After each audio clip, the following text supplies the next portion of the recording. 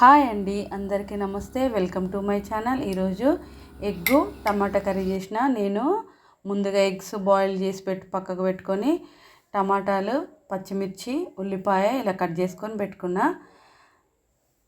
Eggs పొట్టు తీసుకొని పెట్టుకున్నా. బాండి పెట్టుకొని ఆయిల్ వేసుకొని జీలకర్ర, ఆవాలు వేసుకొని ఉల్లిపాయలు, పచ్చిమిర్చి ఒక 4 తీసుకున్నా. ఎందుకంటే దీంట్లోకి ఎండుకారం వేస్తే బాగుంటుంది.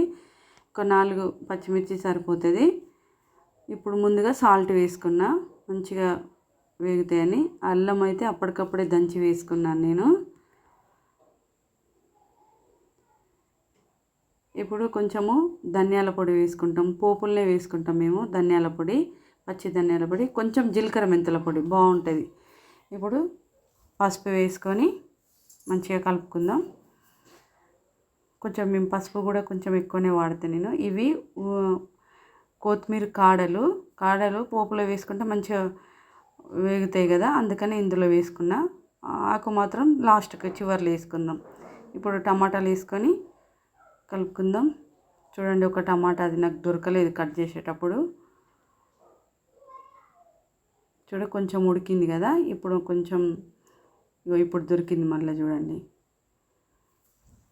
ఇప్పుడు కొంచెం కారం పొడి వేసుకుందాం.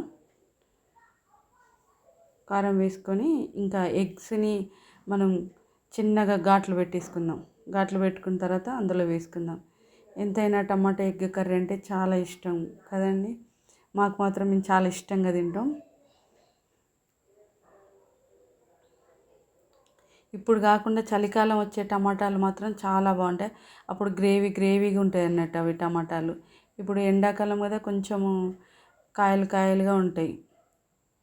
ఈ ఎగ్స్ని అన్నిటినీ ఇందులో వేసుకొని మంచిగా కలుపుకొని ఒక 5 మినిట్స్ మంచిగా మూత పెట్టుకుందాం. మూత పెట్టేసుకొని ఒక 5 మినిట్స్ ఉంచుకున్న తర్వాత చూద్దాం. ఇప్పుడు చూడండి, మంచిగా అయింది. మంచిగా ఆయిల్ కూడా పైకి వస్తున్నది. ఎగ్గులు కూడా మంచిగా అందులో ఉడికి ఉప్పు కారం పట్టుకున్నట్టున్నాయి వాటికి. ఇప్పుడు నేను పైన వేసుకోవడానికి మనం కొంచెం కొత్తిమీరని చిన్నగా కట్ చేసుకొని అట్లనే వేసుకొని మూత పెట్టేసుకుందాం. ఎందుకంటే ఆకులే కనుక మూత ఆవిరికైనా కూడా ఉడికిపోతాయి అవి. ఇప్పుడు మంచిగా కలుపుకొని వేరే గిన్నెలోకి సర్వ్ చేసుకుందాం. అంత మంచి కలర్ఫుల్గా ఉన్నదండి ఎగ్ కర్రీ, టమాటో ఎగ్. కొంచెం ఉప్పు తగ్గింది నాకు, ఉప్పు టేస్ట్ చూసిన, అందుకనే ఉప్పు వేసుకున్నా. ఇప్పుడు ఒక బౌల్లోకి సర్వ్ చేసుకుందాం.